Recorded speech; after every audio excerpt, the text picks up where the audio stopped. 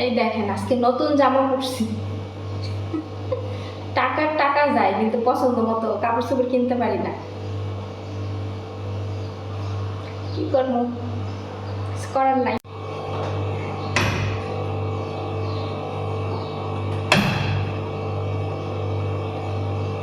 আসসালামু আলাইকুম, কেমন আছেন সবাই? আলহামদুলিল্লাহ ভালো আছি। তো মাছ রান্না করবো আজকে, মাছ ভিজায় রেখে গেছিলাম। তো মাছগুলা এখন রান্না করবো। ম্যাডামের মেয়েরে, বড় মেয়েরে নিয়ে হসপিটালে গেছে। হ্যাঁ নাকি অসুস্থ, হ্যাঁ নিয়ে হসপিটালে গেছে। ওই যে বিছানায় প্রস্রাব করে, তারপর আরও সমস্যা আছে ওর, তো এগুলার জন্য হয়তো নিয়ে গেছে। হাসি হয়, ওরা বাসায় শুয়ে বসে থাকলে ওদের আরো বেশি রোগ হয়। ওরা এটা বুঝে না যে মানুষ কাজ করলে, হাঁটাচলা করলে শরীর স্বাস্থ্য ভালো থাকে, কিন্তু ওরা এটা বুঝে না। ওরা মনে করে যে বাসায় শুয়ে বসে থাকলে শরীর ভালো থাকে, ওরা ভাবে এটা ঠিক আছে। যে আমি কাজ করি, এত এত কাজ করি, আলহামদুলিল্লাহ আমি অনেক সুস্থ, আমার কোনো রোগ হয় না, অসুখ হয় না। কিন্তু ওরা সারাদিন সোফার উপরে এরকম করে, কেমনে দেখামো রান্নাঘরে আসি, এরকম করে হেলান দিয়া বয়া থাকে। হ্যাঁ, আর সন্ধ্যা হইলে কয় পিঠ ব্যথা করে, মাজা ব্যথা করে, পাও ব্যথা করে, এগুলা কয়। বিশ্বাস না করলে দাঁড়ান দেখা একটা জিনিস।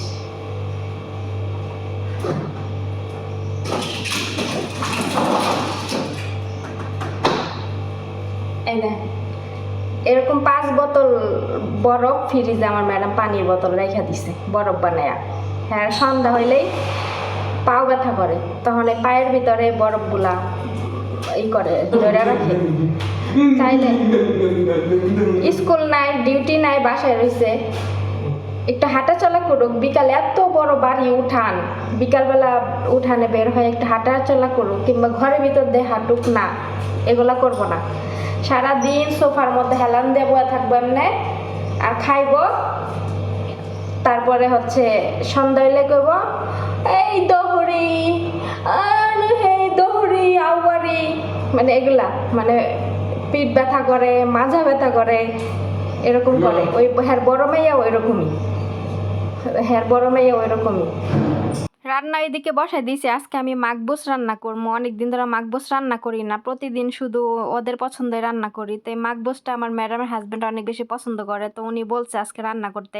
তো এখানে আমি মাছগুলা ভাইজা নিতেছি। তারপরে দেখেন ম্যাডামের মেয়ে কি বানাইছে। এখানে হচ্ছে আঙ্গুর, তার উপরে আবার চিনি মিশাইয়া তারপরে হচ্ছে ডিপে রেখে দিছে। তো এটা আমি দেখে আমি কই কি এটা দিয়ে তুই কি করবি, কই এটা পরে খামো। মানে ও মোবাইলে দেখছে, রিলস ভিডিও দেখছে এইভাবে ট্রেন্ড বানায়, তো এটা এরকম করে ও বানাইছে। পরে আমি বলতেছি তুই যে ডিপে রাখছস এটা তো বরফ হয়ে যাবো, খাবি কেমন, তো দাঁত না ভাঙ্গা যাবো গা। তারপরে যাই হোক, এইখানে আমি দেখেন একটা নতুন একটা রেসিপি রান্তাছি। এমনি কে কে খাইছেন আমি জানি না। আমি অনেক দিন আগে আমি এক প্যাকেট নুডলস আনছিলাম, তো নুডলসটা মনে হইলো যে আমি যেহেতু বুড়ি রান্না করছি, তো বুড়ি দিয়ে আজকে নুডলস রান্না করে খাইয়া দেখি কেমন লাগে। বিশ্বাস করেন এত টেস্ট লাগছে, অনেক বেশি টেস্ট, মানে টেস্ট হয়েছে। তো এখানে আমি বুড়ি দিয়ে নুডলস রান্না করতেছিলাম। আমি দেখছি আমাদের সাভারে, আমাদের বাসায় সামনে যে স্ট্যান্ড আছে, ওখানে কিন্তু স্ট্রিট ফুডগুলো যে পাওয়া যায়, ওখানে নুডলস আর হচ্ছে বুড়ি এভাবে করে দেয়। তো আমার দেখে অনেক সময় খাইতে ইচ্ছা করছিল, কিন্তু আমার মা বলে যে এগুলো হচ্ছে ভালো খাবার না, স্বাস্থ্যকর খাবার না, এই জন্য আর খাওয়া হয় নাই। তারপরে ওই কথাটা মনে পড়ে আমি ভাবলাম যে তাহলে ঘরে আজকে রান্না করি। তো রান্না করছি, আলহামদুলিল্লাহ অনেক বেশি মজা হয়েছিল। তার এখানে আমার মাকবুসও রান্না করা শেষ, তো হটপটে বাইরে দিলাম। তো এইভাবেই করলাম। আজকে ম্যাডামের মেয়ে আসে নাই রান্না করতে, আমি নিজেই রান্না করছি, কারণ ম্যাডামের মেয়ে তো হসপিটালে গেছিল। তো আমার রান্না প্রায় শেষের দিকে, তখন ওরা হসপিটাল থেকে আসছে। আর এইখানে দেখেন আমি ফয়সালে চাপা দেখাইতেছিলাম। ফয়সালে খেজুর খাইতে খাইতে ওই দাঁতের লগে লাইগা থাকে, ও তো দাঁত ব্রাশ করতে পারে না, পরে ওর দাঁতের চাপা ফুইলা গেছে গা, তো এটাই দেখাইতেছিলাম। আর এখানে দেখেন আমি ভুড়ি রান্না করছিলাম, যে ওই ভুড়িটা আরেকটু ভালো করে করতেছিলাম, যাতে করে একটু আর একটু বেশি করে নরম হয়। তো ওইদিকে ভুড়িটা আমি গরম করতেছিলাম, আর এখানে আমি এটা হচ্ছে আরেক দিনের ভিডিও। এখানে আমি সালোনা রান্না করতেছিলাম। আজকে ২-৩ দিনের ভিডিও একলাগে এডিটিং করতেছি। মানে আমি কিছু, কিছু ক্লিপ নিছিলাম প্রতিদিন, তো ওইগুলো অ্যাডজাস্ট করে দিছি আরকি। তো এখানে আমি সবজি দিয়ে সালোনা রান্না করতেছিলাম। তো এটা আজকে ম্যাডামের মেয়ে আসে নাই রান্নাঘরে। কারণ ও নাকি ওর শরীর ভাল লাগতেছে না দেখে ঘুমাইতেছে। পরে এর জন্য আমি আর ডাকি না। আমি নিজে রান্না করতেছিলাম। আর এই দেখেন ফয়সালে কি করে। ফয়সালে শুধু এসির ওইখানে গিয়া লাড়াচাড়া করতেছিল। আর এই দেখেন আমি তরকারি নামামো ওই সময় ফয়সাল গিয়ে লাড়াচাড়া করে। তখন আমি কইলাম যে দে লাড়া দে। ও আবার ভয় পায় আমারে দেইখা। লাড়াচাড়া করতেছে, আমি ওরে কইতেছিলাম যে তোরা ভাইয়েও রাঁধতে পারস, বইনেও রাঁধতে পারস, তোরা ভাই বোনে তো ভালোই কাম শিখা গেছস, তাহলে এখন আর আমারে লাগে কে? আমারে বিদায় কইরা দে, তোরা ভাই বোনে মিল্লা কাম কর। এই কথা আমি কইতাছি দূরের থেকে আর ও হাসতাছে। তো এই যে দেখেন লাড়াচাড়া করতেছে মাশাআল্লাহ।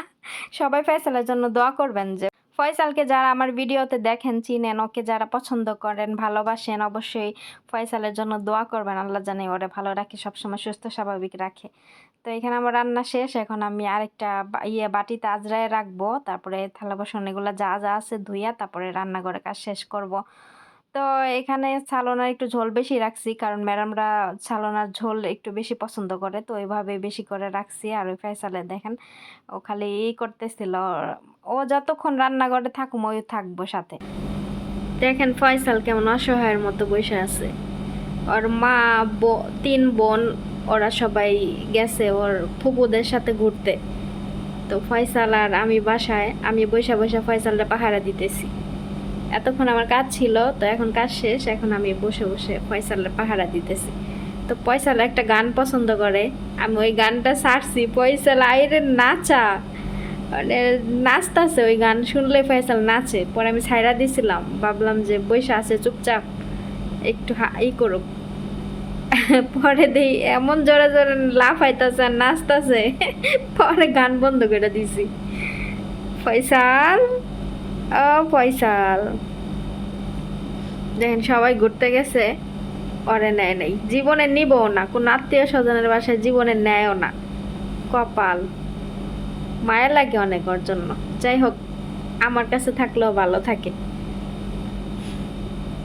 ফয়সাল, ও ফয়সাল